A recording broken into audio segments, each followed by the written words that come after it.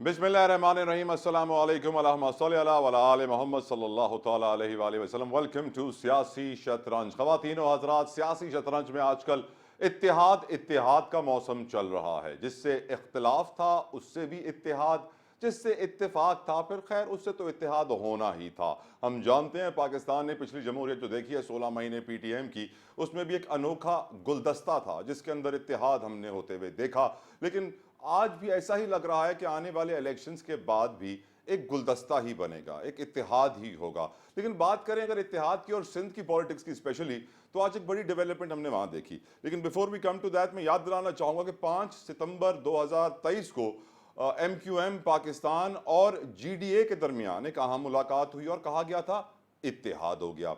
और फिर ये भी कहा गया कि पीपल्स पार्टी का मुकाबला होगा.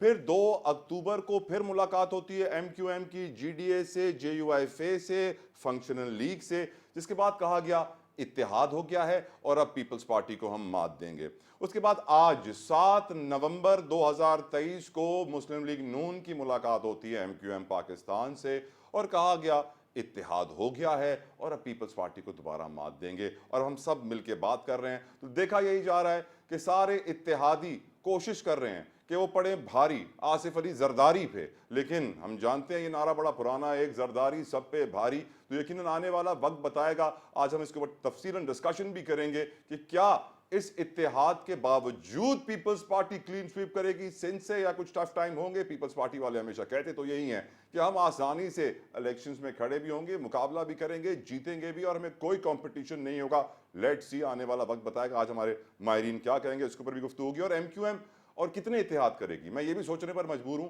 कहीं वो दिन ना आ जाए कि MQM पाकिस्तान पीपल्स पार्टी के साथ इत्तेहाद करे और कहे पीपल्स पार्टी को हराने का एक ही तरीका है कि इनके साथ इत्तेहाद कर लिया जाए और सब इत्तेहाद का खेल खेलते हुए एक और गुलदस्ता PDM जैसा तैयार कर लें और बोले कि अब ये मिलकर हम हुकूमत चलाएंगे. लेकिन आसिफ अली जरदारी साहब ने मुखालिफिन को अपने वेलकम कहा है आइए आप इलेक्शन में हमारे सामने, हम मुकाबला करेंगे, देखते हैं अवाम किसके साथ है. और पीपल्स पार्टी ने भी पंजाब में अपने मोर्चों को मजबूत करना शुरू कर दिया है. चेयरमैन आसिफ अली जरदारी खानगढ़ में डेरे डाल चुके हैं और मुल्क भर में पार्टी को कंप्लीटली मोबिलाइज किया जा रहा है और कोशिश की जा रही है कि ज़्यादा से ज़्यादा रिसोर्सेज बरूएकार लाकर जो वोट बैंक है उसको स्ट्रॉन्ग करें. लेकिन यकीनन आज बहुत इंपॉर्टेंट डे था. सियासी मुखालफिन ने बड़ी बातें की. हमने आपको तारीख तो याद दिलाई कि कितने इत्तेहाद हुए हैं, कैसे हुए हैं, क्यों हुए हैं, क्या टारगेट्स थे, अचीव हुए, नहीं हुए. लेकिन जो बातें आज हुई मैंने बताई तो हैं आपको, सुनवाना भी चाहूंगा कि आज हमारे सियासी लीडरान ने क्या क्या स्टेटमेंट्स दी. जरा सुनिए इत्तेहाद के दौरान. मुस्लिम लीग नून और MQM के माबैन ये तय पाया है हम 8 फरवरी के इंतखाबात में मिलकर हिस्सा लेंगे. ये भी तय पाया है कि मुख्तलिफ कौमी अमूर पर, आइनी और कानूनी मामलात पर भी आपस में मुशावरत भी की जाएगी. बाकी सियासी जमातें जो हैं अभी चूँकि सिंध स्पेसिफिक बात हो रही है उनसे भी हमारे रवाबित में बात होगी और इंशाल्लाह चंद दिन में आपको जैसे उन्होंने कहा अच्छी खबरें सुनने को मिलेंगी. जहाँ तक ताल्लुक है पाकिस्तान पीपल्स पार्टी का, मुस्लिम लीग नून की और पीपल्स पार्टी की एक लंबी हिस्ट्री है. हम बिल्कुल भी अपने समाजी और सियासी ताल्लुकात में बिगाड़ पैदा नहीं करेंगे. अब इंतखाबात के अलायंस इस बात पे नहीं होगा कि भाई किसके पास क्या वजारत जानी है, इसका मौका ही नहीं आना. पाकिस्तान के मसाइल इतने डीप रूटेड हो गए कि अगर हमने लोगों को उन मसाइल से बाहर निकालने और हमेशा के लिए निकालने का कोई लाहेबल मुश्तरका तैयार नहीं किया, उस पर अमल नहीं किया, तो हम सब लोगों की शायद ये आखिरी बारी हो.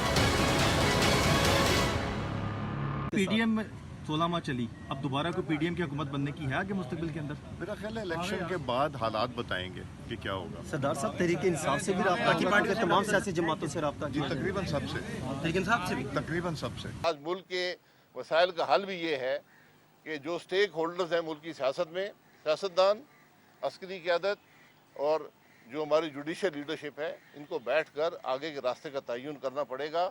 वरना ये इलेक्शन आपको कुछ नहीं देगा. इलेक्शन आमतौर पे हर मसले का हल होता है, लेकिन जो तफरीक, जो इंतशार आज मुल्क में है, उसके होते हुए अगर आगे के रास्ते का तयन नहीं होगा, मुल्क के मामलात नहीं चलेंगे. पार्टी के हर अच्छे बुरे वक्त में उसके साथ रहा हूँ और मियां नवाज़ साहब से एक ज़ाती ताल्लुक़ है, एक रिश्ता है, एक इज़्ज़त का रिश्ता है और वो बरकरार रहेगा. उसका सियासत से ताल्लुक़ नहीं है.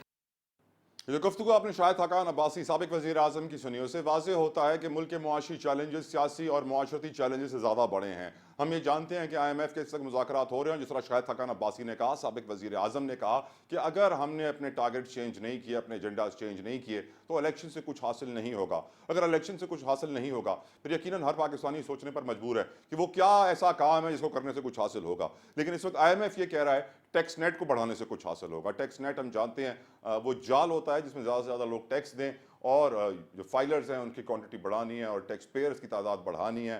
کہا گیا ہے کہ 10 لاکھ مزید ٹیکس گزار تلاش کیا جائے، ان کو پلان پیش کیا جائے آئی ایم ایف کے سامنے۔ اور ساتھ ساتھ ایک بڑی افسوسناک خبر یہ میرے سامنے ہے، مجھے افسوس اس لیے ہوا کہ ٹیوب ویل کے صارفین زیادہ تر ریموٹ ایریاز میں ہوتے ہیں، ایگریکلچر سے کنیکٹڈ ہوتے ہیں، اور ٹیوب ویلز کے اوپر جو بجٹ میں سبسڈی رکھی گئی تھی وہ بھی آئی ایم ایف نے ختم کرنے کا مطالبہ کر دیا ہے۔ تو اندازہ کیجیے اگر کسانوں کے اوپر بوجھ بڑا، ایگریکلچر کے اوپر زیادہ ٹیکسیشن آئی تو پھر آخر میں اس کا امپیکٹ آپ کی فوڈ انفلیشن، اشیاء فروش کی قیمتوں کے اوپر آئے گا اور لوگوں کے لیے 2 وقت کی روٹی مزید مشکل ہو جائے گی۔ ساتھ ساتھ آج کے پروگرام میں ہم ڈسکس کریں گے جو بربریت، جو ظلم کی داستان اسرائیل اس وقت رقم کر رہا ہے اور مسلم امہ اس پر خاموش تماشائی بنی بیٹھی ہے۔